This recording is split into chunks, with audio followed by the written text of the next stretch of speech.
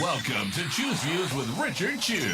Get ready to dive into a world of insightful conversations and thought-provoking discussions. As progressives, our job is to have an all-inclusive, full-on assault with all of our players. A show that focuses on moving our political, social, economic, gender, and cultural conversation forward. And all of our players means all of our players. It's Choose Views. And now, here's your host, Richard Chew. Good Wednesday morning, political fighters. Welcome to the August 26th, 2026 edition of Choose Views. 773-763-9278. Find my show on Facebook Live, TuneIn Radio, and YouTube. Of course, we also broadcast on WARR in North Carolina and KTNF in Minnesota. Email me at richard@WCPT820.com and follow me on all the socials under Choose Views.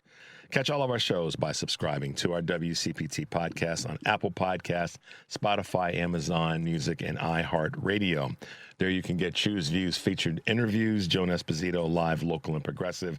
Patty Vasquez, Driving It Home, It's the Democracy Stupid with Edwin Eisendrath, Out Chicago, and our other great shows, as we always say. And then make sure you hang out in the evenings, where? Kind of like right here, because that's where you'll find the Politics Bar, the Matt McNeil Show, the Gailey Show. And by all means, make sure that you are checking out the great work over at heartlandsignal.com. One of the key articles, there's a couple of articles that I highlighted, and this one comes from Peggy Flanagan. This is moving much faster than the speed of government. We have to catch up to it. That's Minnesota Democratic Senate candidate Peggy Flanagan talking to Brian Tyler Cohen that Congress needs to act more decisively on AI companies that are obscuring catastrophic consequences. In other words, when you check out the article, it'll make a little bit more sense. We need to get them in a situation where they're getting approvals prior to rather than afterward.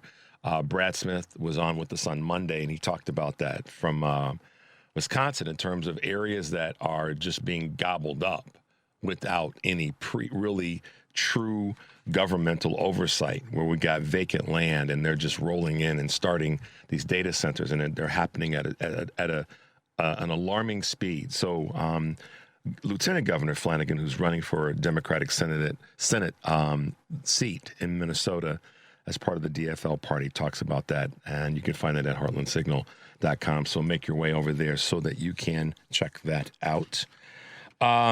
Yeah, lots of good stuff going on today. Busy day. It's Wednesday, as always. Kurt Mullett from Hoosier Blue 63 will be with us a little bit early this morning, 6:30 hour rather than at 7, because we've got it's Congresswoman Day, Henry. And I have to say good morning to Henry because, he's here Wednesday through Friday. So I would slow the train down just a bit and say publicly good morning to Henry because he's always making sure that we are on the rails. And, of course, Mike back in the back in his bat cave.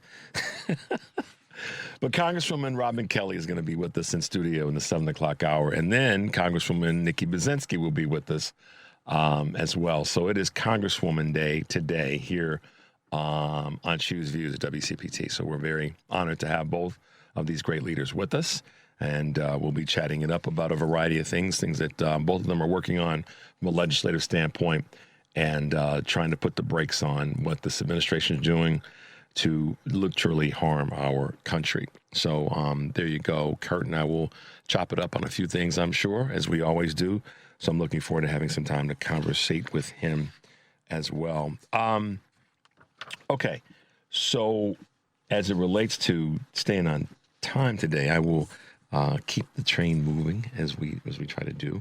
A couple of things that have been happening, broadly in the community, we all know, has to do, namely right now, with the passing of Dolly Parton. And I'm going to get into that a little bit in my segment of Something to Chew On after the break. But the question of the day is a pretty simple one. And I wanted to do my part as best I can in asking this question of the day, which is, what is your favorite Dolly Parton song, movie, or influential story or moment? I figured today that the most that we could do is honoring her life as an American hero, is to talk a little bit about it. So I'm going to do that, starting with asking that as our question of the day. What's your story? What's your memory of her? What is it that you could say is that song or movie, influential story or moment that that comes to mind? So give us a call. We will talk about that. We'll have the lines open. Send us a text as well. And by all means, go to Facebook, and you can post your thoughts and comments there, because we definitely want to hear what you have to say. So Mike will be busy making sure that we keep all that rolling. So yeah, that's our question of the day. Pretty straightforward. Let's ask that one, and let's talk about it as we can. And I'll read your comments as best we possibly can as they come in. So don't hesitate to let us know what your Dolly song, movie, or influential story or moment is. That's our question of the day. And then I'm going to talk a little bit about that in my Something to Chew On segment when we come back from this first break.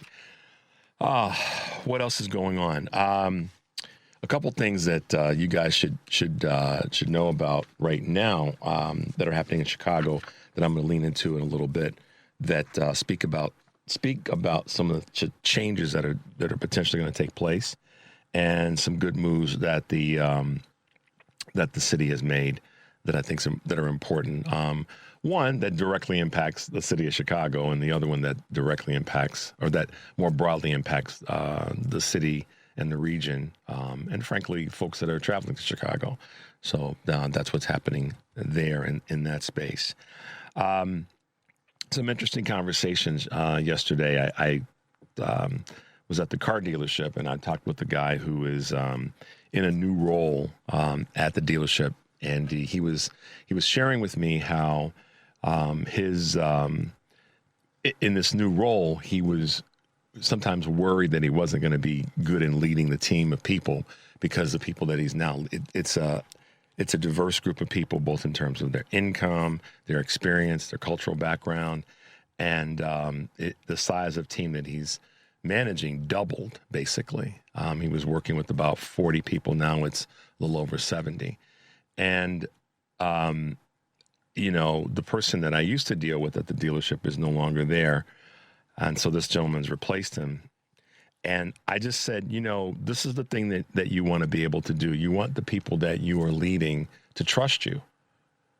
If you can do nothing other than create an environment where they trust you, I said that is probably the best thing that you can do. Don't come in the door pretending that you know, and he's literally been in the role like a week and a half. I said, don't come in the door pretending that you know everything, because you don't. None of us do. Lean on the people that are there, that have been there longer than you have, just by virtue of the fact that you're the new guy there that's in charge of all this. And I also reminded him that he wouldn't have gotten in this role, at least, in my observation, unless he brought something to the party that was valuable. But I just said to him, create an environment where the people trust you. And if you create an environment for the people where people trust you, and that they're willing to talk with you and share their concerns about things, if something gets messed up with the service on somebody's vehicle, or parts on somebody's vehicle, or any of those things that's going to naturally happen. The customer's expecting their car at a certain time. They can't get it done because the part got delayed in being delivered. All those things. Just be honest with people and keep that trust with your team. And don't feel like you have to. I told him, don't feel like you have to be Superman, because your people will see right through it. Lean into them and let them lean into you. If they've got an issue, let them lean into you, so they feel that they have a partner when it comes to you as their leader. Why do I say that and share that this morning? It's because it's a little bit of showing my hand with what I'm going to talk about, and something to chew on. That's one of the things that we're all have the opportunity to do, is to create an element of trust with the people that you work with, and to let them know that you can be trusted and that you want to trust them. I'm telling you, when that's there, it's the classic example of, you see people where they will fall back and let people catch them. That's what I think can be the result of that kind of trust. So kudos to Joe. I'm going to give him a shout out this morning in the hopes that he will continue to to be able to lead from the front and lead with an environment of trust for his team. Let's take a quick break, guys. The number is 773-763-9278. I'm Richard Chew. Keep it locked in. We'll be right back with more of Chew's Views.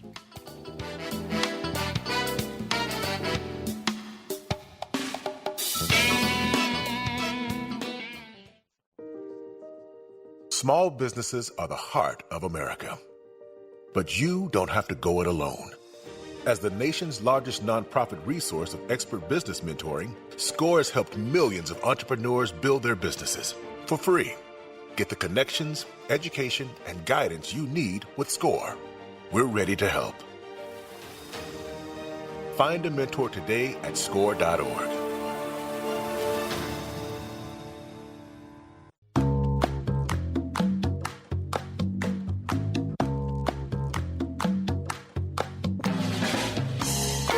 All right, guys, welcome back to Chew's Views for this August 26, 2026. I'll be glad when it's August 27th. For those of you listening to WCPT today on Live, Local, and Progressive, Jonas Pizzito will be back, and our guests are Professor Stephen Schwinn of the University of Illinois Chicago Law School, retired Army General Randy Manner, former acting vice chair of the National Guard Bureau, Suzanne Chod, professor of political science at North Central College, and David Orr, former Cook County clerk and Chicago alderman, founder of the Good Government Illinois. That is Live, Local, and Progressive. Here, weekdays 2 to 5 on WCPT, Heartland Signal, as well as TuneIn. And for my listeners tonight, driving it home, Elliot Serrano will be filling in for Patty with guest co-host Ken Mejia Beal. Their guests include car guy Tom Appel, host of the Consumer Guide Car Stuff podcast. That is Driving It Home with Patty Vasquez, weekdays 5 to 7 here on WCPT, Heartland Signal, TuneIn, YouTube, and Facebook.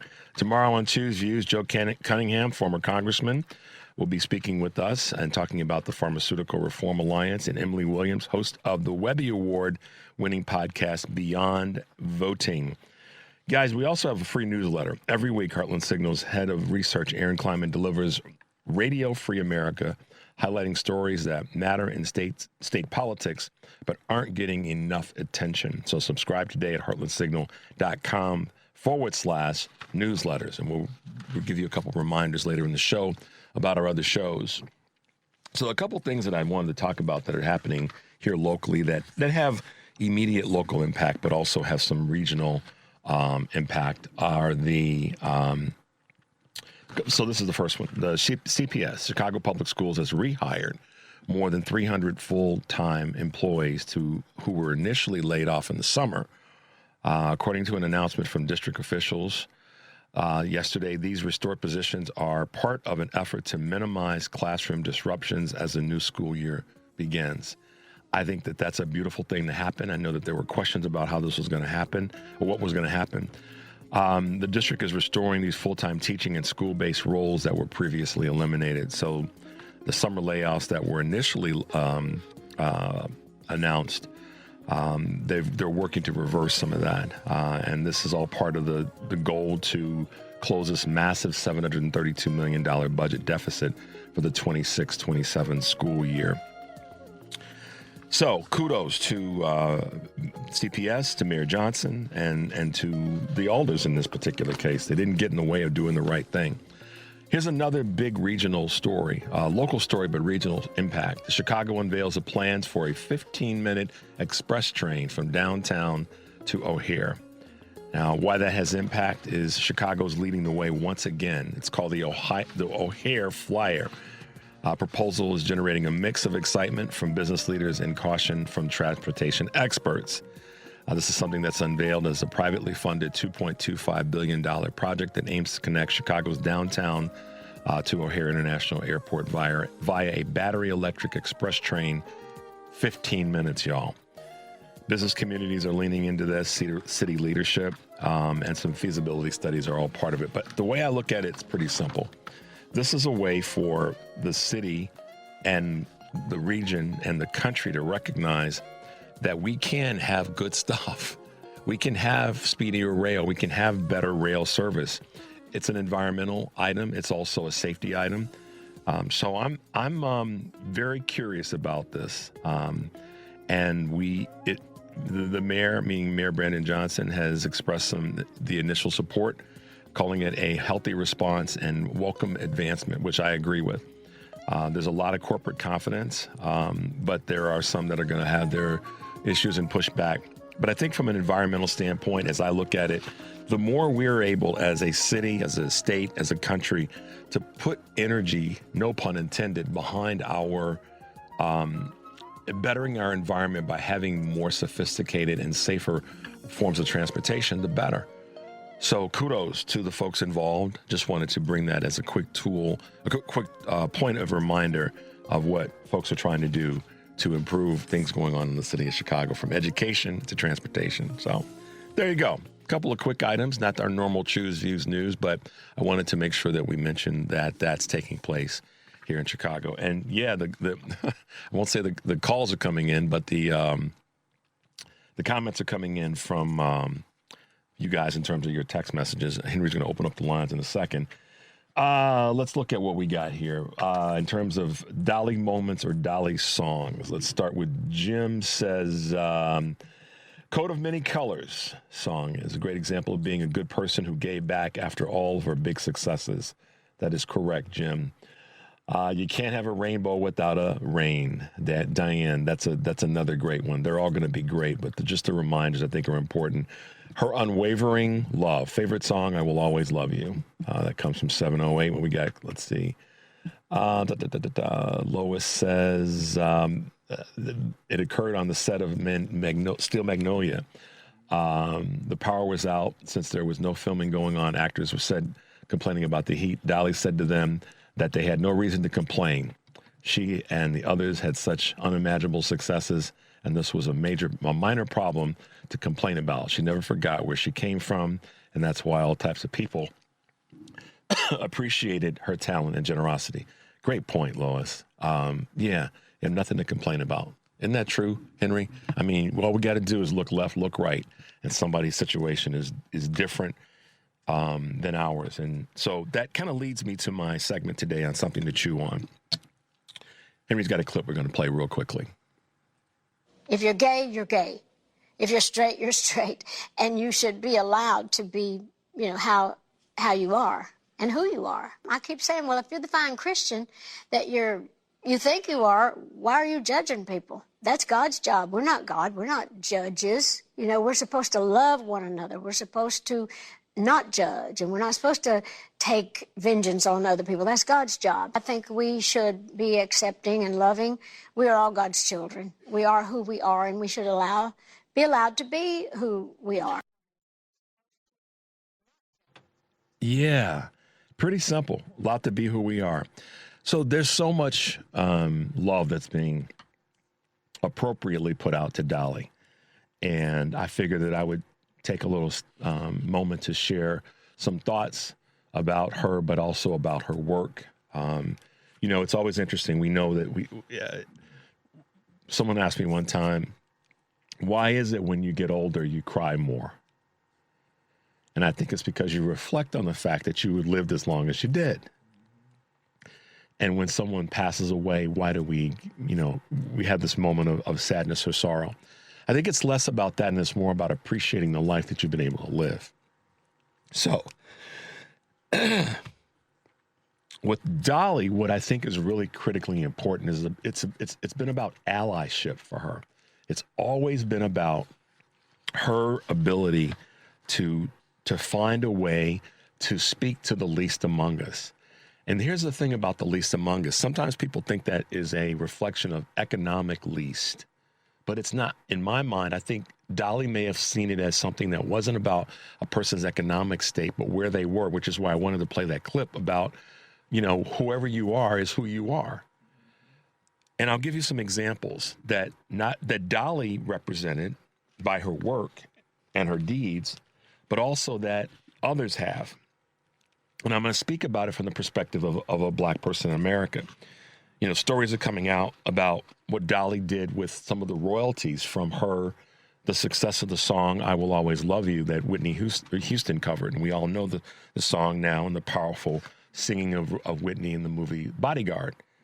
But the story is coming out now that Dolly used some of the royalties from that to help develop a home in the name of Whitney. This is the house Whitney built to serve folks in the black community. Black Lives Matter. Dolly made it clear in an interview. She was asked a question about, do Black Lives Matter? I won't repeat the words. Y'all can go look them up. I would say it's good for your soul to go do that. But she made it clear. Yeah, the Black Lives Matter, not just our white behinds, as she said it. All lives matter. That's another one. The third one.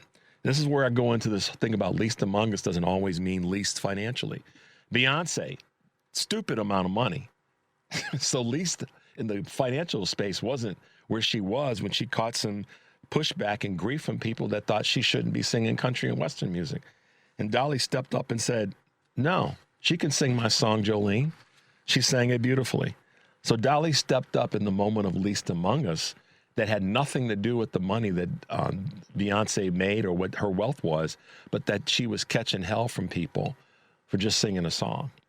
Dolly stepped up in those cases because she knew that least among us, which is, is found in the religious text, did not necessarily or exclusively mean financial least among us. And another one is with regard to her imagination library. Her father was not one that was able to read. And she saw that a number of folks in our country, and specifically in communities of color, were afflicted with that same issue. So what did she do? Books. Millions of books given away to children. It doesn't get much better than that. But real quickly, rapid fire, here's some other people that took the thought of least among us and let's help those around us and let's take care of those around us to heart. Betty White, she hired a black tap dancer, Arthur Duncan, at the pushback of the network, saying that the Southern folks were not going to appreciate that and ratings were going to tank. And Betty White said, I'm sorry, just live with it. She was another champion.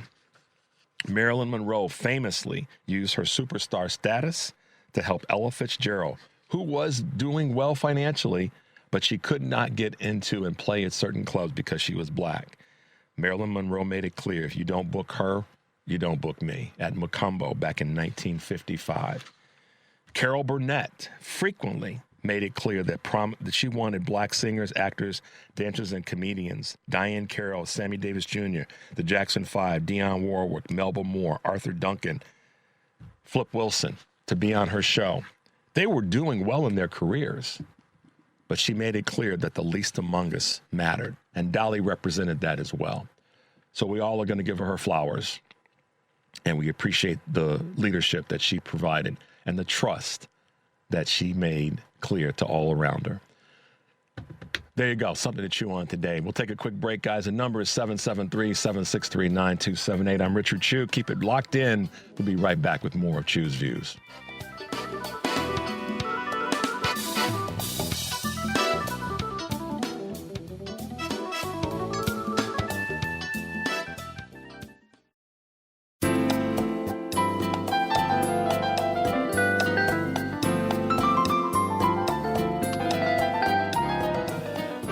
Guys, welcome back to Chew's Views. If you're just tuning in, I'm Richard Chew. Thanks for hanging out with us this morning. We are fully loaded, starting with our good friend Kurt Mullett from Hoosier Blue 63. And as you know, it's Congresswoman Day with Congresswoman Robin Kelly and Congresswoman Nikki Brzezinski. But right now, welcome to the show, Kurt. Good morning. Good morning, Richard. How are you doing today? I'm doing great. Thanks for having me. Absolutely. Absolutely. So we're going to finish on a strong note, on a positive note, but we're going to start off dealing with an issue that we all know that we're dealing with right now, but we got to deal with it and then move forward. I spoke yesterday. Last week I said that there are three things that we can do when it comes to health care that are immediate fixes. Be damn Medicare for all. Eliminate copays, eliminate deductibles, and make sure that there are no deductible, that the deniability parts of policies are eliminated. Those three things are immediate. And this was in the conversation we were having about Hakeem Jeffries, no Medicare for all, let's fix our current plan. You know where we were in that space. Right. And since then, we know about the meeting that he had with Jared Kushner. I don't need to go down. I said what I had to say about that yesterday. Bad timing, bad move, bad judgment. He should never have done that. And whatever the reasoning is for it, not the reasoning, but the what's the word I want to use? The Excuses. Right. Post that. They're not necessary. Dude, you effed up on that one. I said it yesterday. I'm going to be supportive of you, but when you do something that stupid, I got to call it out as well. And so I did yesterday in the way in which I felt necessary. But here's the question that I want to ask you, and we'll spend a minute or two on this. Why do you think he did it? We know how bad the optics are. You and I know that. That's like water's wet. It was a stupid move. I don't care what. But why do you think he did it, Kurt? That's the thing that not enough people are really talking about. Everybody's just piling on and kicking him in the behind about it. Why do you think he did it? I wish I had an answer to that. I mean, the only thing that I could come up with, and I spent a lot of time yesterday talking with Sierra, a friend of mine. I saw that, yeah. And just why did it occur? And the only thing that we can come up with that has any validity to it is Israel. Discussion about Israel, because we have to understand and realize that he's deep in with the AIPAC money and the funding from Israel. He's just like so many others. We shouldn't just single him out. Right. There's no other reason. That would be irresponsible for us to do that, because there are folks on the left, right, and in the middle that are. Right. He's not the only one, but there's no other reason. Yeah. There is no. Jared doesn't deal with domestic policy, even if he was an official of the government. But it's just so bizarre, and I don't think we'll ever have the truth come from it, because I don't think they will ever tell us the truth. I mean, he's already not answering questions about what came out of it or what was solved or anything. He's so. Well, I heard why. I had an interesting thing sent to me that said, we give and we have to we give and we have to take in terms of what it comes to what we say about folks. And this is one of those moments where someone said, think about it from this perspective, Richard. Maybe obviously the optics and all that are bad, and all the other things that have been said, we know all that. But maybe part of the why is that he genuinely did want to pump Jared for information, and he didn't give anything up. It's possible. We don't know, because we weren't there. If we say anything other than that, then we're speculating, and we're doing what so many other people do, is that they speculate rather than talk about it in a cogent way. He may very well have done that. I think, but that comes back to something that I said yesterday, Kurt. Right now, that meeting is not necessary. And with that person particularly, it's not necessary. The optics of it and the momentum of it. I mean, it's like you and I have our little bit of basketball background, but we understand the power of momentum. So right now, the momentum is in our direction in terms of voting and all these other things. How people feel about the Democratic Party and the leadership, and questioning it as much as they do, still feel pretty doggone good about where we're headed. So it would kind of be like, I think about this always comes to me. Do you remember the Super Bowl of with the Patriots and the Seattle Seahawks? And they were on the 2-yard line, and they decided to throw a pass rather than give the ball to Marshawn Lynch. Remember that Super Bowl? Mm-hmm. I mean, it's like, why do that? Run with the dog that's just killing them. And that's what Marshawn was doing. Right. And I think that these are the things that the Democrats can't do. They can't break momentum right now. They have to do the things that keep going for the throat. And that's why I packaged my pushback on Representative Jeffries as a momentum item as much as anything. So, but the why, we don't know. I don't know. Yeah. I wish that question could be answered, but here's the thing, Kurt. I wish we didn't have to answer the question. That's what I'm saying. You know what I mean? Like I wish we wouldn't have to even spend time on that right now. Exactly. That's the thing that's like, not right now. May have this meeting the day after the midterms, but not right now. Mm-hmm. So, Yeah. You've said this many times. He didn't read the room particularly well right now. Yeah. He didn't room it.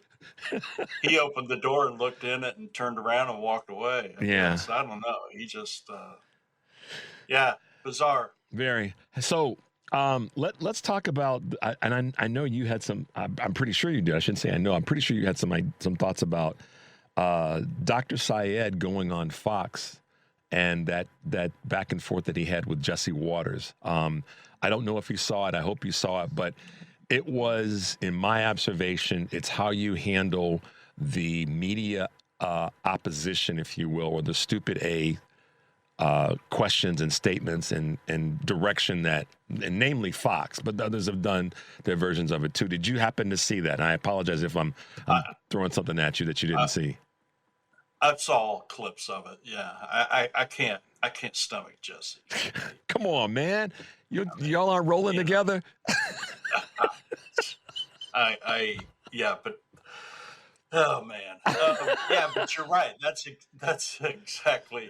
exactly how you deal with somebody like him, and it doesn't matter what you say. He's going to continue down the path that he's on because that's who he is, Mm-hmm. But that's how we need our representatives and the people who are fighting for what we believe in.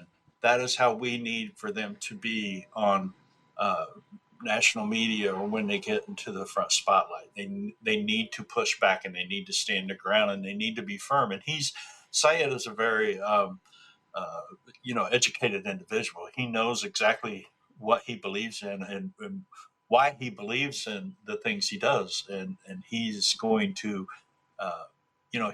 destroy somebody like Jesse Water who wants to try to give him these gotcha questions and what have you. So that's what we need more of. We don't need the Bo Bies of Indiana getting on there and talking MAGA stuff. That's Syed right. To be, we don't. We need the people on our side, on the left, to talk our talk, mm-hmm. and to walk our walk, and to push back, and to make fools of the Jesse Waters, which really, just talking sensibly. Yeah, that's kind of really all he was doing. Meaning, Dr. Syed, Dr. El Syed, he was just speaking with common sense. I mean, it wasn't like he, snatched something from the stars. He just was speaking with common sense, but he wasn't going to allow Jesse Waters to box him in with some stupidity and some garbage. Right. And right. You know what I mean? I mean, he was basically like, listen, man, are we going to have a real conversation, or are we going to play this gotcha back and forth stupidity game? Mm-hmm. The people don't want this. This is what folks don't want. I mean, asking about snipping off, little boys' dinglings in terms of circumcision. And I mean, like, who has that conversation other than somebody that is so vacant in any humanity, vacant in any, like, the only reason this dude, meaning Jesse Waters, gets paid to do what he does is because the listeners and the viewers of that show will tune it in. It's crazy. Who thinks about stuff like that, Richard? Exactly. Do you have that kind of thought in your mind when you meet a guy? Do you say, "Hey, are you circumcised?" Or said something? I mean, a man or a woman? When I meet somebody, do I think like what's been done to their body to change? Yeah, it's crazy. The obsession is unbelievable. That's the word. I mean, it's just. You can't explain it. And this is one of the problems that I see on social media with a lot of these MAGA. They are so obsessed with the other people's bodies and and that's part of what's driving in some ways. Their private parts. They're so obsessed with it. It's crazy. I mean, it's like, who has that conversation? I don't. I know, man. I mean, really. Do you ever sit back and just go, what did I miss? Because am I supposed? I don't think that way. But you go, no. What? Why do I care? Why do I care? And that's kind of what it's kind of.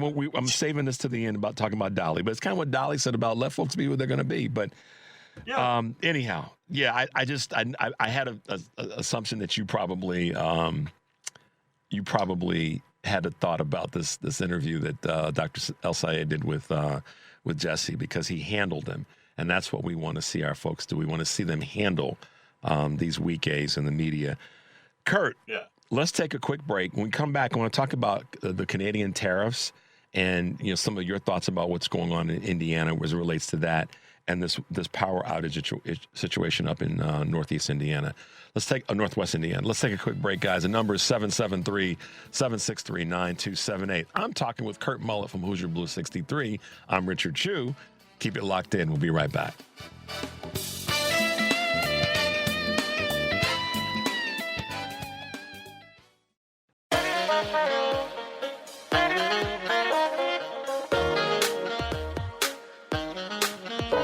All right, guys, welcome back to Chu's Views. I'm getting some hate mail, Kurt.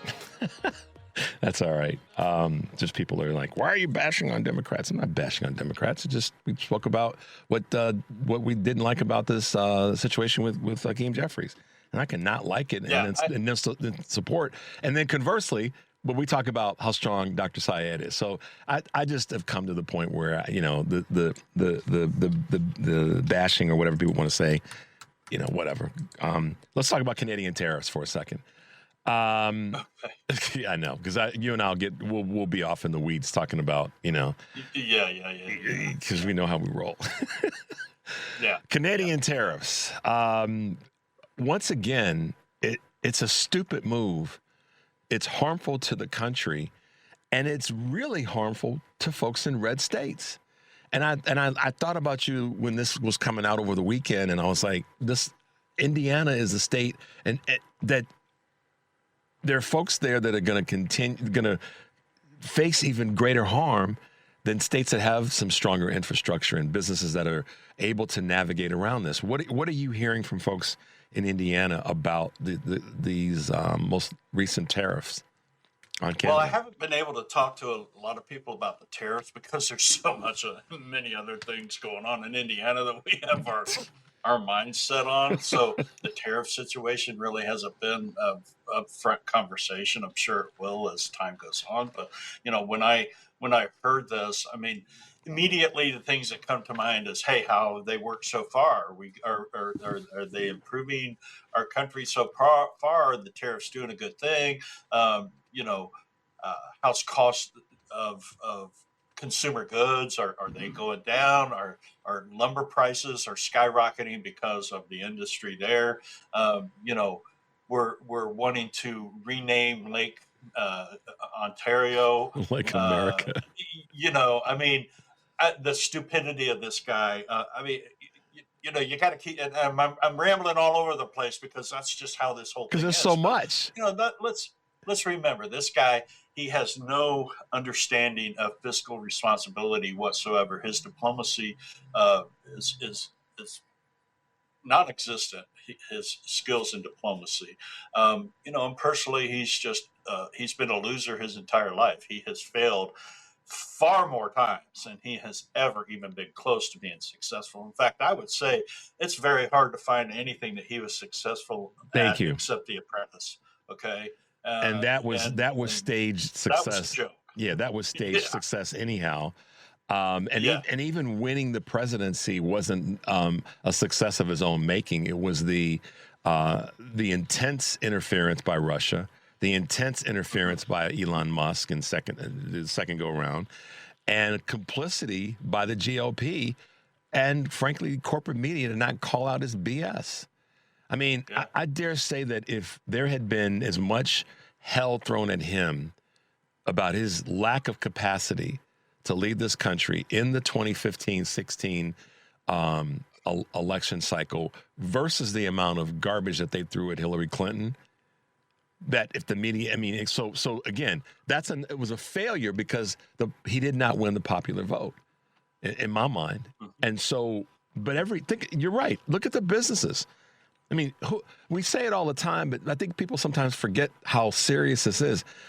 Beyond being a 34-time convicted felon, 2 times adjudicated rapist, and all the rest, the dude crashed casinos. Who does that? Right.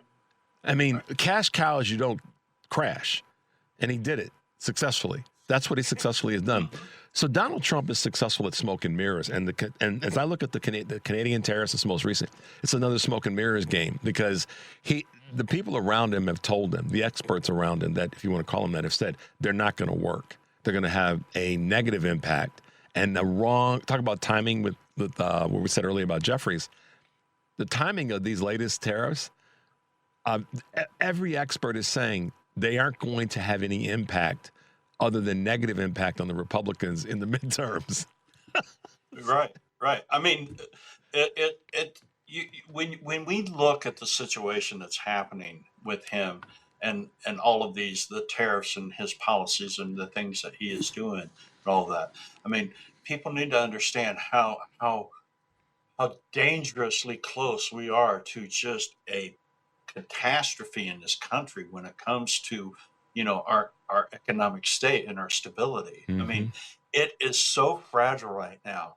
And the more he does to upset and PO, our allies across the world, eventually they're going to be, I can't remember the guy's name. They asked him about, what he thought. He had blonde hair. He was from Ontario province or whatever. And, they asked him about what he thought about what Trump said. Ford, well, I don't take it. You mean Ford?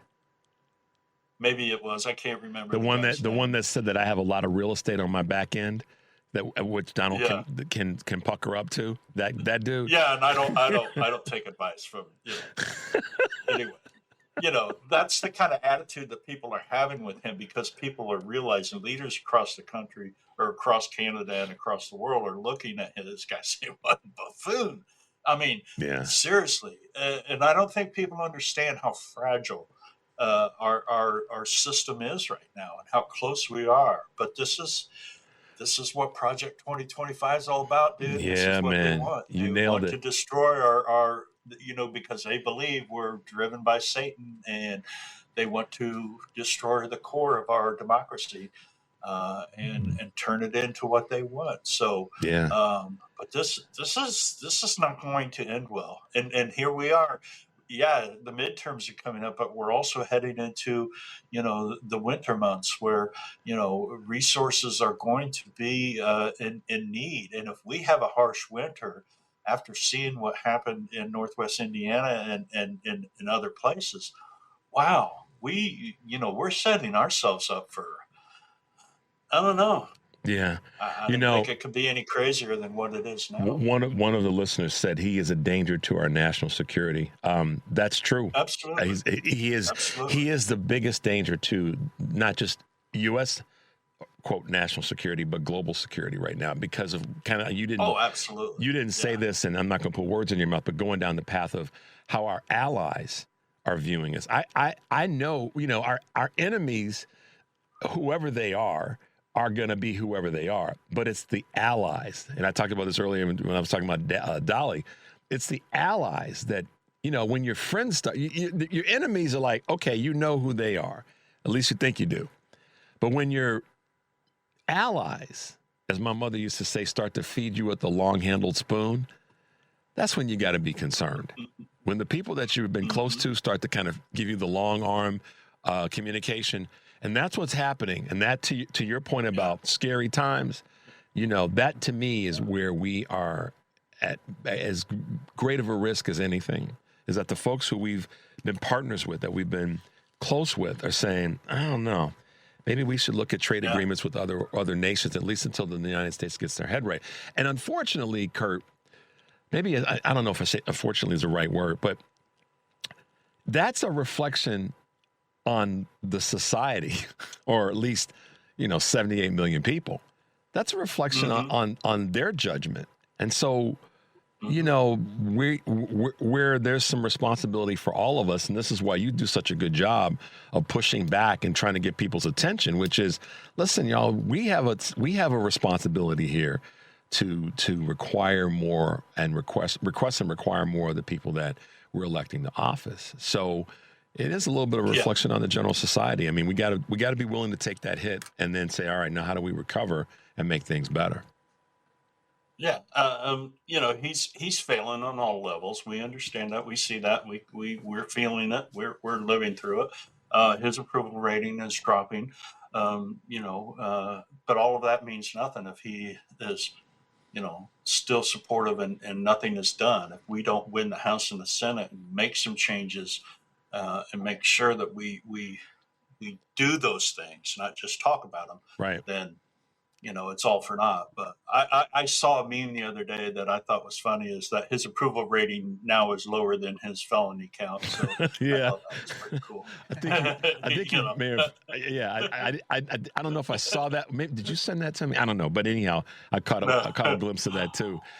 All right, let's put our arms around the late Dolly Parton as we wrap up today. I don't know how much you have to say, what your thoughts are.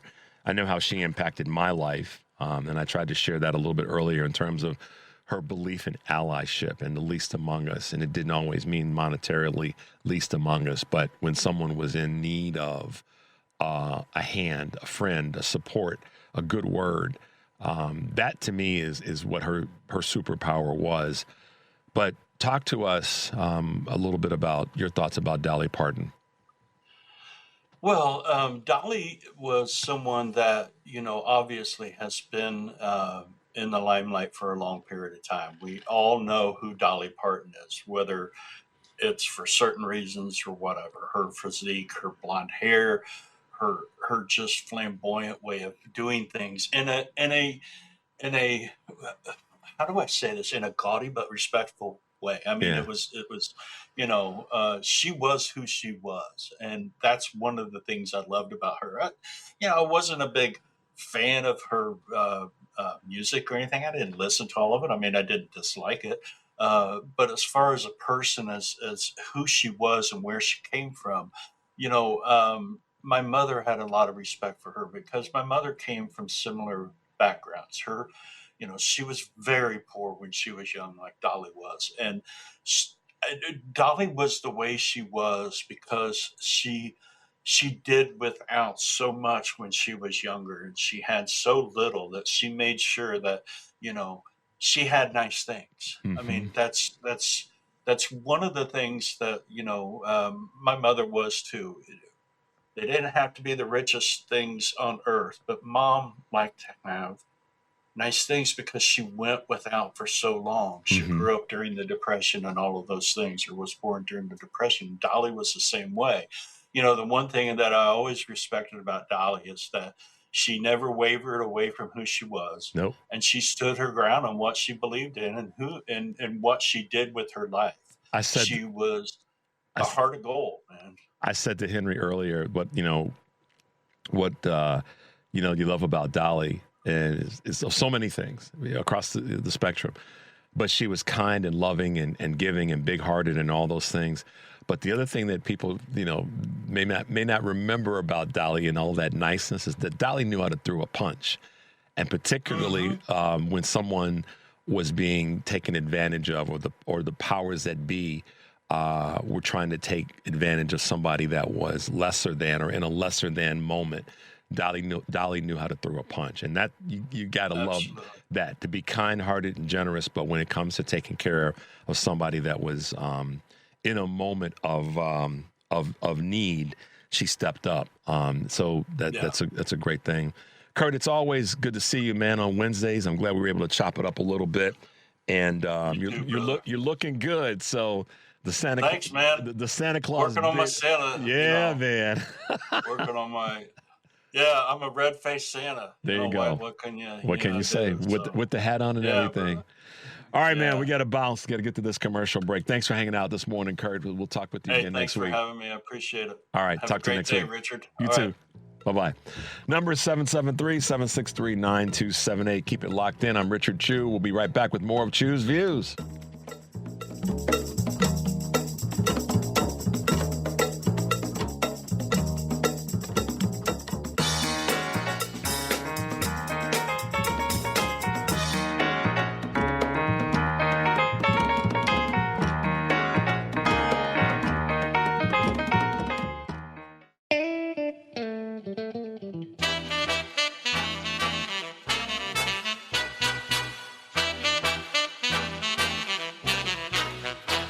not here to yell. He's here to inform and maybe stir the pot. This is Chew's Views with Richard Chew. All right, guys, welcome back to the show. Thanks for being with us this morning. For those listening to WCPT, today on Live Local Progressive, Joan Esposito will be back, and her guests will include Professor Stephen Schwinn, retired Army General Randy Manner, Suzanne Schott, and David Orr. All will be joining Joan this afternoon from 2 to 5. And our listeners, WCPT, check out Patty's show.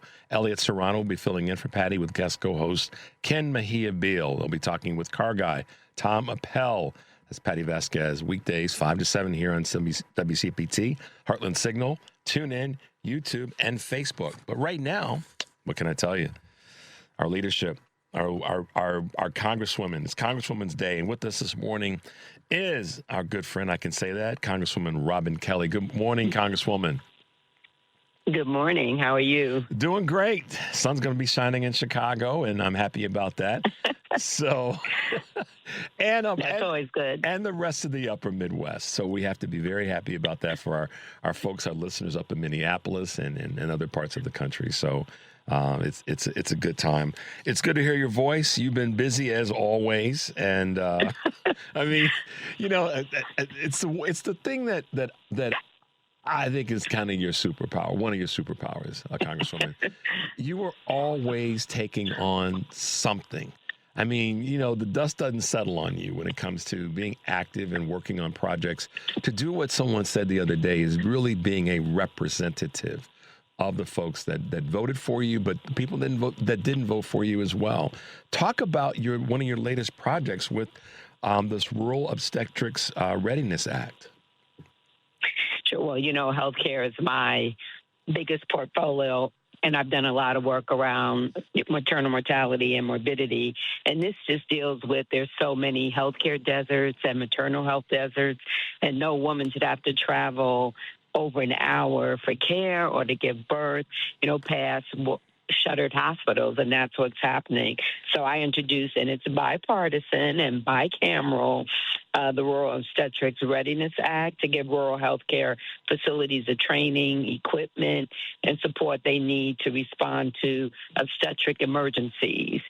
So between 2011 and 2021, over 260 rural hospitals shut down. And, you know, my district is urban, suburban, and rural. And so we face that possibility, or it has happened.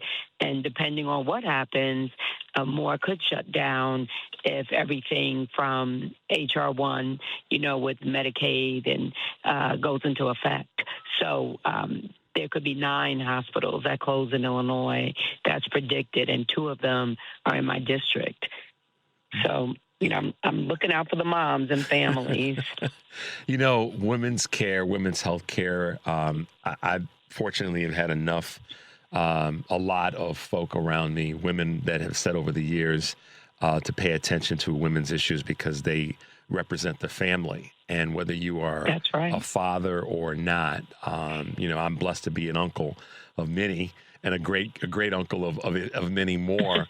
But the thing that I've always remembered, because I was reminded of this years ago, is that women's issues are family issues, which means that they are men's issues as well. And so, you know, that's why I said earlier a moment about you know, you're always busy in this space.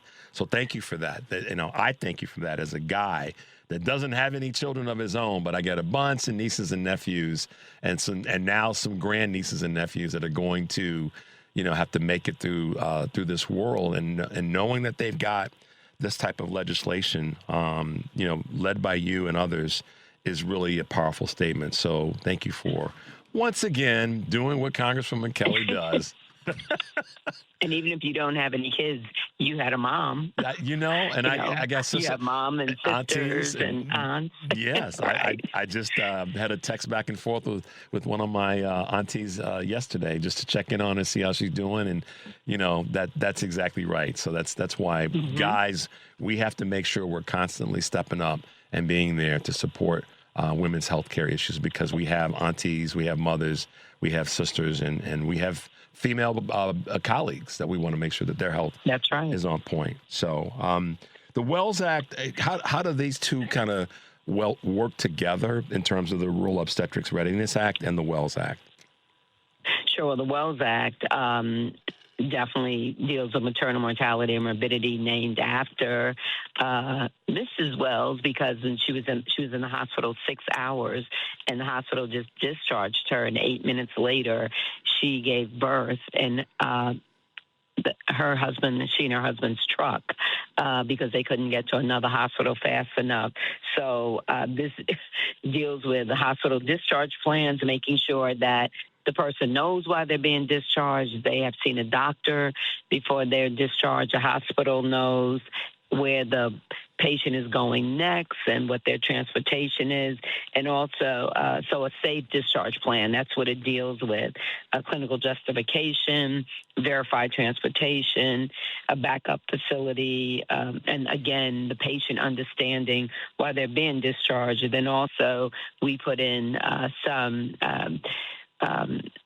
diversity training and, cultural competency, because I know Mercedes did not feel that she received the respect and the treatment that she should have received in that hospital. You were being very kind there. I'm gonna call it racial bias. Oh yeah, training. Definitely. That's really, and then this gets into the heart of, or maybe not the heart of, but it's certainly in the conversation around the incredible disparity in terms of mortality, not only infant mortality, but, maternal mortality when it comes to racial bias. Talk about what the bill, or how the bill has got some requirements and mandatory or mandates in it as well in that space. Right. It includes racial bias training for hospitals, because this wasn't her hospital, but she was traveling from Michigan to Illinois and then went into labor. And, this is not only Mercedes, but there was a case in Texas where they showed it. Actually, I guess someone with the pregnant mom put it on her camera, and she was there and practically giving birth to the baby before they gave her a room, not even. They had their backs to her answering questions. Then it happened again in Florida. That was the latest one that I heard about. But it happens, all the time, too much. And it's just such a great disrespect. And it is institutionalized racism that goes on. When we think about maternal mortality, at least 84% of the deaths are preventable. 84%. That's horrible. And in the richest country in the history of the world, this should not be going on. And in the case of Illinois, even though the state has done good things, but, Black women die 2 to 3 times the rate of white women, but it's higher in Illinois. Wow. So despite what Illinois has higher done, in Illinois. Is that because of higher? You can speak to this based on your the mix of your congressional district. Is that because of the density of the amount of Black folks in Chicago and the Chicago metropolitan area and Cook County, or is it because of the disparity between care in the metro area and the suburban or urban or rural area? What are you finding? See, I think it's a combination. Like again, there are healthcare deserts, maternal healthcare deserts. I think it's the institutionalized racism, that occurs. I think it's a combination of things. And there's been studies that show that people do better when the doctor looks like them, or at least understands the reality of their situation. Mm-hmm. So I think a lot of different things go into it. Women are not listened to like men are, and then women of color are listened to even less.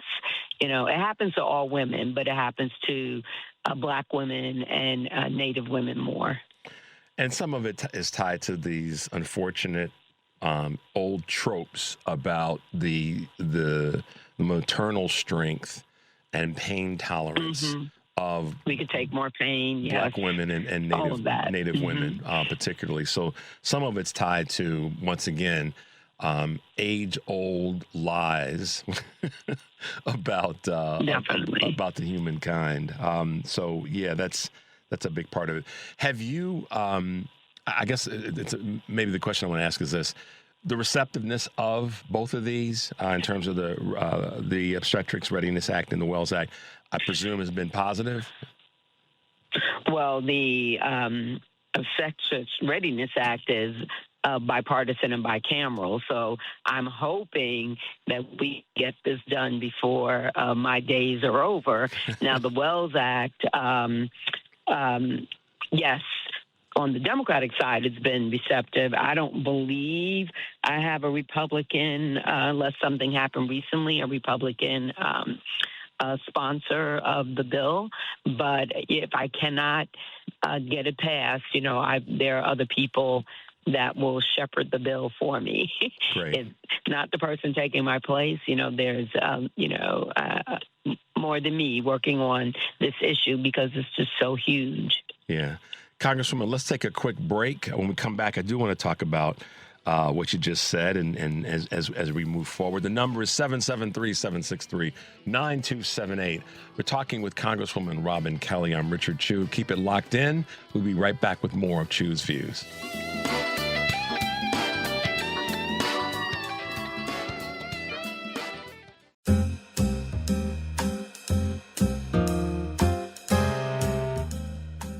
All right, guys, welcome back to Chew's Views. I'm Richard Chew. If you're just tuning in, and we're talking with Illinois Congresswoman Robin Kelly. Congresswoman, we are poised to take back the House of Representatives, and I just can only imagine what we would have gotten done during this last part of your term had we had the House, but we are presumed to get it. What does that really mean? What does that really mean for the country, for the Democrats to take back the House of Representatives and potentially the Senate? Well, if we take back the House, we'll become the gatekeepers.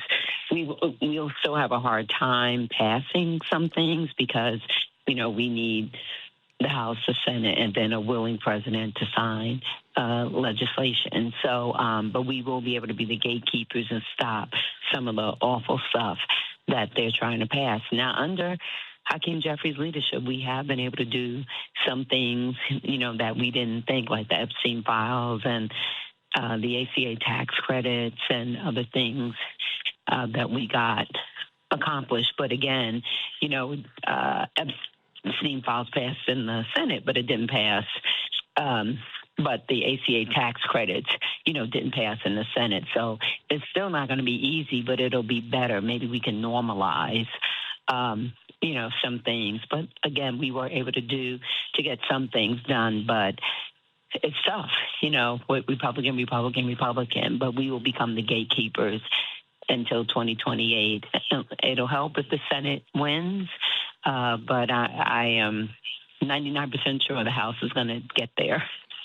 Are you, Senate is going to be a tougher haul. We know that. We know the numbers, and we've got some opportunities and some races that we should win. I think protecting in Michigan by keeping that seat is critically important. And, Congresswoman, what I've been saying is that we can fight amongst ourselves about this, that, and the other in terms of the party. But when it comes to this focus we need right now, I think that's ever present. No matter who the candidate is in a particular state, we have got to make sure that candidate is actually going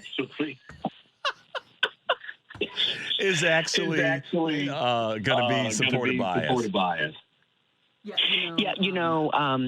We're a Big Ten party, and we have to act like that. And the thing is, we have pulled together, and we know the most important thing is to win. That's just the bottom line. We are all clear on that.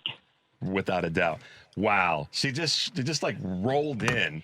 I'm like, wait a minute, why is the door open? And why is there a big smile? She made it. She stopped traffic on the expressways in Chicago to make sure that she could actually be in studio with us for a little bit while we get everything lined up for her. Is her mic open? Is that good? No? Her mic should be on. Yeah. Is it on? Yeah. I can't hear. Here, there you go. Can you hear in the headphones? Oh, okay. All right. Well, I'm going to just take them off. All right. Yeah. Good. So, yeah, we have been very, very fortunate in the size of our party. And I think that one of the best opportunities is to say, okay, whoever it is, we can fight in behind closed doors. But when it comes to getting folks across the finish line, particularly in the Senate right now, we have to get behind the candidate and stop he or she's not the perfect candidate, didn't check all the boxes. Who cares at this point? There is no perfect candidate. Right. No one checks all the boxes. And we can't, give purity tests to who is the perfect Democrat. Depends where you represent, depends how you were raised, depends on what your ideological beliefs are. But there are certain values I feel that we have that we're for the people. We're consistent. We're for the everyday working folk, trying to be a safety net and lift folks up. Yeah, and that's clear right now, I think more than ever before. So we have to stay focused on winning. We have to remember and remind. It's about winning. Leader Jeffries preaches that every week. Yes, he does. Every week. Yes, he does. Let me ask you this question regarding, we know that we got 70 days, roughly 70 days before we are at that point. Beyond being focused and staying with the candidate, whoever he or she may be, whatever the race may be, what is your, I guess, if you were to say, here are 2 or 3 things that everybody should be doing or aspiring to do, that's an everyday voter, that's an everyday citizen that wants to see change? Well, we have to work on affordability issues. That's just the bottom line. All you have to do is go to the gas station, the grocery store. Childcare was already expensive. It's costs, it's health care. Also, the other thing is we need to work on the corruption. Yeah. I mean, we're struggling, and he made $2.2 billion. Absolutely ridiculous. His family is making money off of so many different entities that he's involved in, things you never heard of a president doing before. But really, what we hear about is the affordability issue, costs. Affordability, Amy McGrath, as I've said before, and she actually said it on the show, it's affordability, but it's also accountability. That's true. And that a lot of people aren't going to be happy affordability is clear. It touches everybody.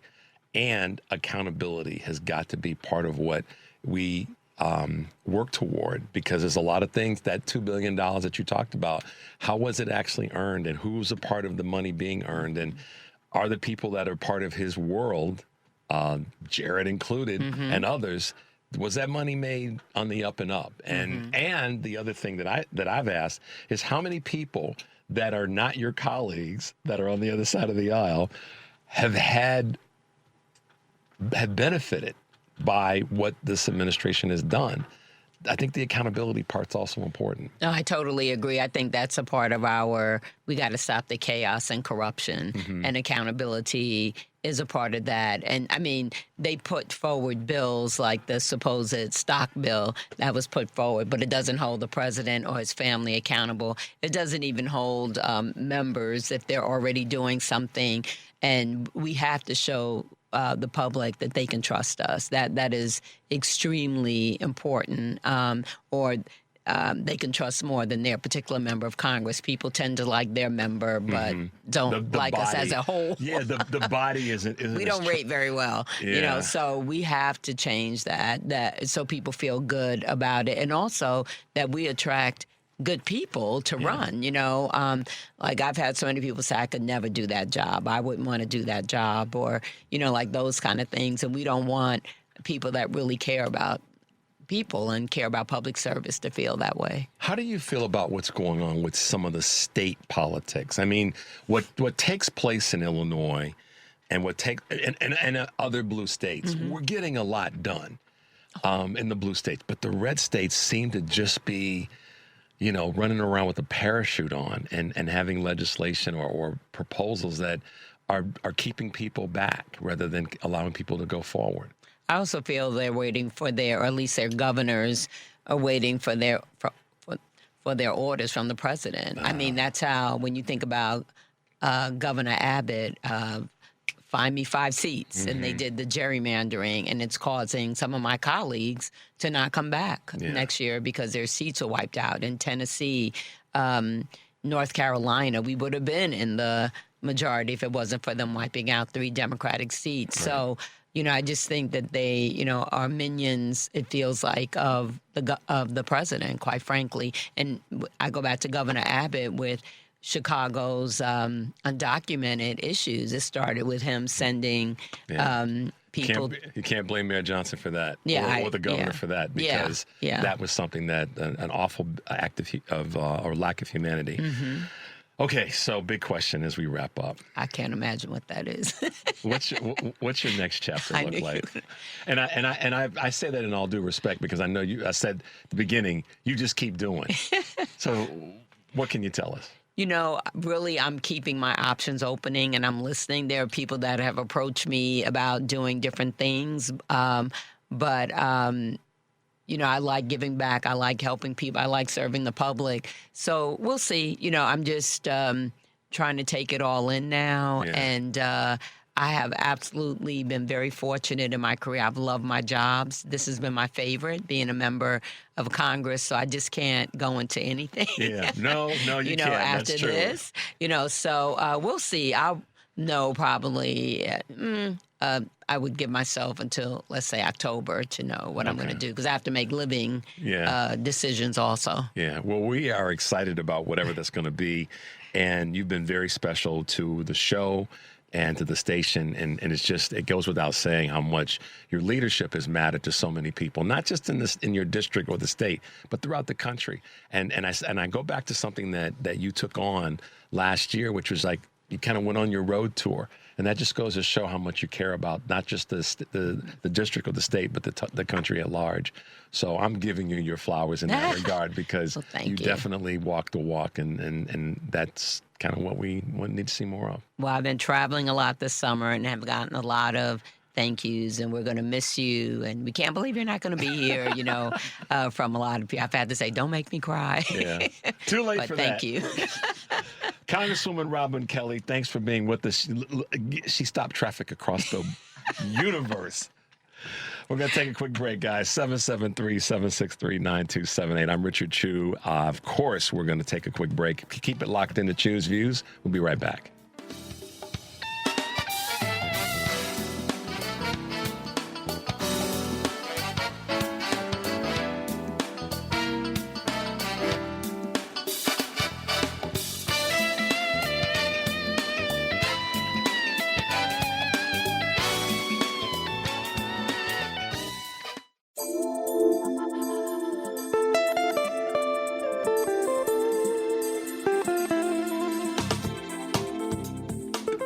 All right, guys, welcome back to the show. If you're just tuning in, this is Chu's Views, and I'm Richard Chu.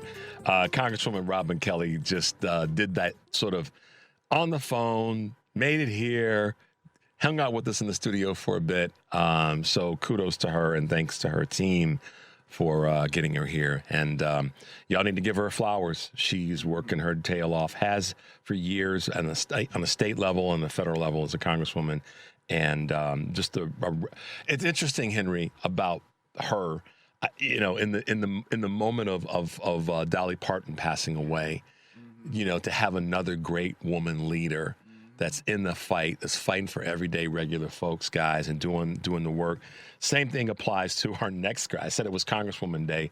Our next guest, Congresswoman Nikki Buzinski, kind of cut from the similar cloth. Good morning, Congresswoman. Welcome to Chu's Views. Thank you, Richard. Thanks for having me. That's a real compliment. Any comparison to Robin Kelly. She's awesome. Well, she told me to tell you, she said, say hi to Nikki for me. I'm like, y'all on a first name basis. Oh, yeah. She's going to be really missed. I'm so glad you had her on. She actually, interestingly, her district goes down to just touching my district. It's a pretty wild district, but she represents Danville, Illinois, which is down in central Illinois, just neighboring Champaign-Urbana. So we're neighbors, but she's tremendous. All she's done on gun violence, all she's done on maternal health.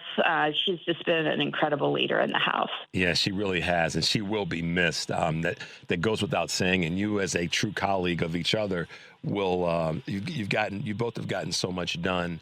And I go back. I go back to kind of your, in some ways, origin in this business of politics.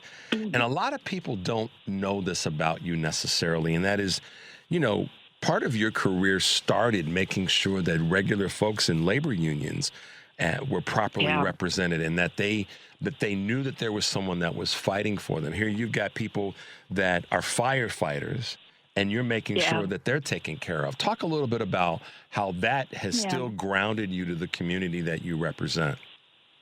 Yeah, no, absolutely. It grounds the work that I do in Congress every single day. I worked in the labor movement for 10 years. You point out the firefighters. I worked for them for 3 years, advocating that they had, all the equipment that they needed, that there were safe staffing standards, that they were getting the training that they required for a very dangerous job where they show up for our communities. And then I also worked for the United Food and Commercial Workers Union. Actually, for 7 years, I was their national political director, and I often say when I'm on the campaign trail, I'm one of the few members of Congress, Richard, that you will meet that has actually been on a kill floor in a meat processing plant. That is some very dangerous work that's done every day, and if I was in one of those facilities working day in and day out, I'd want a union representing me, and understanding the power of collective bargaining, which quite simply is really just working people in a workplace coming together to negotiate together for better benefits, good wages, and safe working conditions. And I very much believe in that. I believe in the labor movement. I think we talk a lot about what we need to do to rebuild the middle class. I think a very big part of that is working to strengthen the labor movement and the ability for workers to have a voice in their workplace and join a union should they so choose. The unions have what's the word I want to use? Oscillated in terms of public opinion.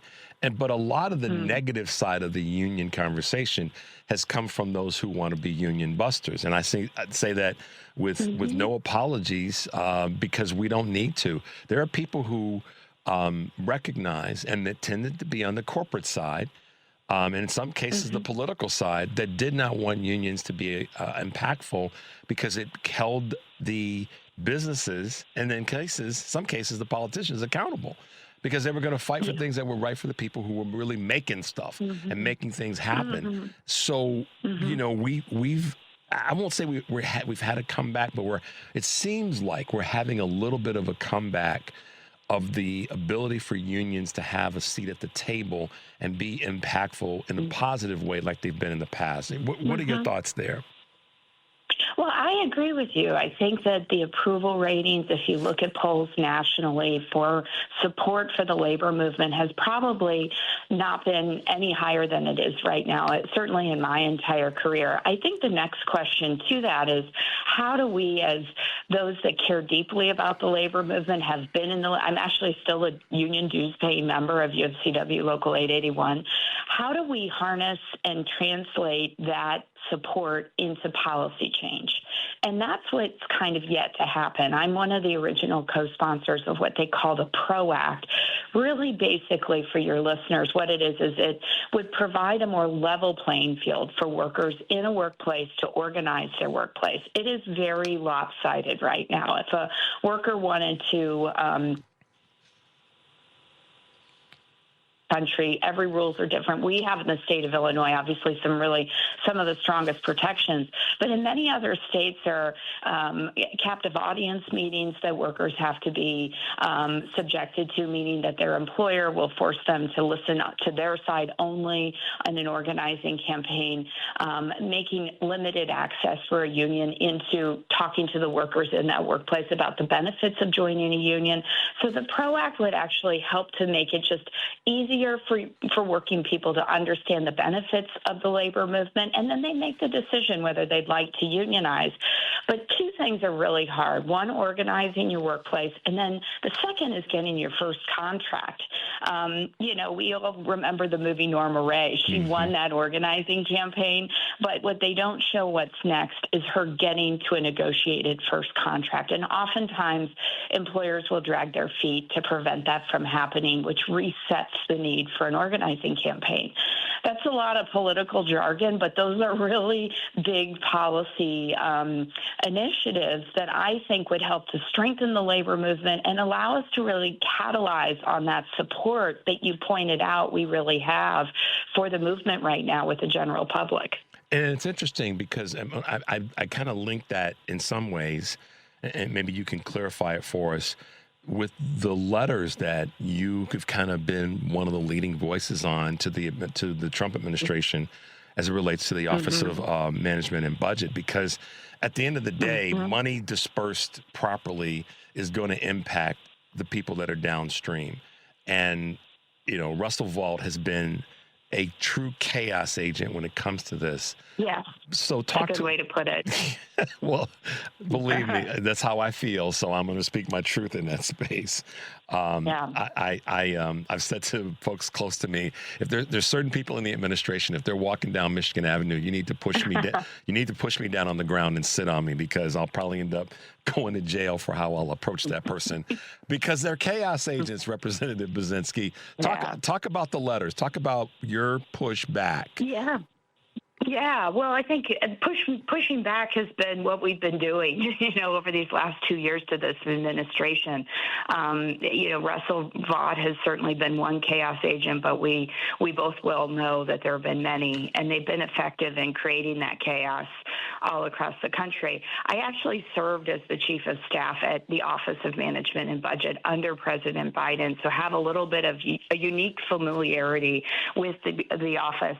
And I know for a fact that the office is tasked with administering and moving out resources that have been appropriated by Congress. What this Trump administration doesn't understand is they think they get to revise and review and edit and hold back, freeze funding that has already been appropriated and allocated through Congress. And so a part of what I've been doing is standing up for, the communities that I represent that have seen the direct negative impacts of that. I give you just one example in the state of Illinois is the BEAD program. The BEAD program is something that has helped to fund, it's an initiative out of the Biden administration, high-speed internet access throughout all of downstate Illinois in partnership with the state.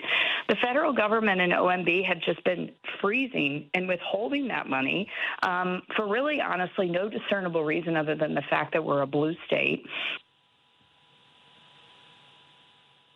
Colleagues are to say, hey, you need to release this fund. These funds have been already appropriated, and our communities are relying on them. And when communities have a level of uncertainty that they have right now as to how the federal government is going to live up to its commitments, that in and of itself creates a lot of chaos. So, we've been fighting back on that front. Without a doubt. We were talking with Congresswoman Kelly earlier about trust. And I shared a story earlier in the show about a young man that I met at the auto dealership. And I said, you create trust for the community that you serve, in this case, the people that work for him at the dealership. And I said, and they'll run through a wall for you. But if they don't trust you as their leader, that's when you start to see things splinter off. And, right now, that's probably the biggest label or observation is that Congress as a body is entrusted. But I'm going to be more specific. Republicans, because they have the numbers, are the ones that should not be trusted, because they're the ones that are not standing in the way of what this administration is doing, not letting these funds that have been determined be dispersed to where they're supposed to go to, because it's not their money. Right. It's the people's money. So, it is the people's money. It's the people's money. Congresswoman, let's take a quick break. When we come back, I want to talk a little bit about the House and where we go from here, and a little bit about the Postal Service. The number is 773-763-9278. I'm Richard Chew, talking with Illinois Representative Nikki Burzynski. We'll be right back with more Chew's Views.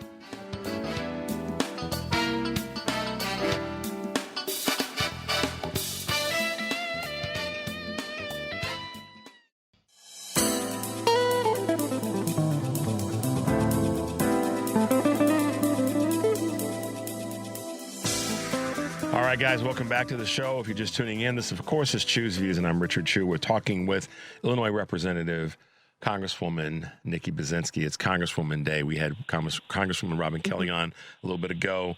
And, of course, now we're talking with Representative Brzezinski. You have been taking the big bat to this conversation around Postal Service and mail-in ballots. Help us understand where you are, what you've been doing in that space, Congresswoman. Yeah, thank you for that opportunity to talk about this important issue. So I found the issues around Postal Service because constituents brought them to me. A lot of folks were kind of complaining that they weren't getting their mail on time. We started to investigate why that might be. What we found out was that there were some big changes that the USPS was actually putting into place under the previous Postmaster General DeJoy, namely two things. One is they've been downsizing some of our distribution centers. And for Central and Southern Illinois, the problem with that is that means our mail has just a much, much longer route in order to be received at its final destination. So now it would need to potentially move either to St. Louis or through Chicago before it then turned around and came back downstate to be delivered to a neighboring community. So that's hurt on-time mail delivery. The second is the way trucks are going out. So they've changed the schedule. A truck has to be now a certain level of full before it goes out. I represent a lot of rural communities, and so you can imagine, Richard, it takes a little while for a truck to fill up, and it creates a lot of instability again, I think, and unpredictability of the Postal Service and when on-time mail delivery is to happen. I also want to say this is by no means the fault of the great hardworking men and women of the Postal Service. They have been working their butts off under a lot of pressure. There are staffing challenges as it relates to folks being, kind of forced to work overtime. We have equipment and vehicles that haven't been updated. So there are a lot of challenges just within the working conditions side of things, I think, as well. So we started a bipartisan Postal Service caucus. Actually, we've got 20 Republicans and 20 Democrats. And what I would say quite simply is we are all committed to the universal service obligation of the Postal Service, which just means on-time mail delivery for every single community, 6 days a week. And how do we get to making sure that we're living up to that universal service obligation? I think we need to put pressure, and we are putting pressure on the new Postmaster General Steiner to roll back these changes that the previous had made on the distribution centers and the scheduling for trucks. We're also asking questions about how we can better support the workforce, which I think is important. And then there are financial challenges with the USPS. There are things that we can put into place that I think will help make the USPS more financially solvent. But in order to do that, I think we want to see increased on-time mail delivery rates. So those are things we've been focused on, but I'm sure you've seen in the recent news some of the challenges that this administration, the Trump administration, again, is trying to wreak chaos and havoc on vote by mail. Really, quite frankly, it seems like the Trump administration wants to federalize our elections. That is specifically within the jurisdiction of states to administer their elections. States do that work, but Trump would like to, and he's trying to use executive orders to kind of federalize that process and limit people's ability to get access to mail-in ballots. I think one of the things that I've been trying to make clear since this has happened is that voting by mail is safe and secure, and we want to make sure that we're dispelling any of the misinformation about that people should be able to utilize that as an option to vote in this upcoming election. But that's it's a lot of information, but those are some of the things we've been working on. No, but it's good that we have that. I think sometimes we shy away from the complicated conversations because they are so laden with detail and information, and we want an educated community, and I don't mean book education, but just awareness of what the issues are and some of the foundation behind them. You said that there's some bipartisanship to this team, to this group. How many of them, and I put this in the vein of the election and mail-in balloting, that want to see things get corrected and shored up when it comes to the Postal Service, but how many of that 20 would you say are looking at this move by the Trump administration and his other chaos agents to kind of try to executive order their way into eliminating mail-in balloting and affecting the voter rolls. Of those 20, are there 20 that say this is lunacy? Or are they kind of where do they stand in that part of the conversation about the post office and mail-in ballots? It's an important question, Richard, and I wish I had kind of better news. I mean, we've been asking our Republican colleagues to join us and add their voices of concern to what this administration is doing, and so far they've taken a pass on the outreach that we've made to them. We continue to do that. I do think it's important to keep pushing them on this, and if they're going to say no, force them to say no to us, because this is just so outrageous. What the Postal Service, what the Trump administration is attempting to do with the Postal Service, which is really, quite frankly, Richard, undermining the free and fair elections that we have. I think one of the things I hear from constituents since I've been home this month is their concern around this administration perhaps trying to mess with the upcoming midterm elections. And that could look like a variety of different things, but I do think one of the ways this administration is signaling to us that they've already begun is to bring into question the credibility of vote by mail. That's obviously only one way people vote. A lot of people still vote on Election Day, and we have a lot of good early votes that a lot of other states don't have. But we need to do everything we can to protect every option that working people need in order to make sure their vote is casted. And so I'm very disappointed by their silence on this issue. We're going to continue to push them. But in the meantime, I'm continuing to add my voice to this. Well, the reason I asked the question is in part because many of their voters vote by mail, and in many just by geography.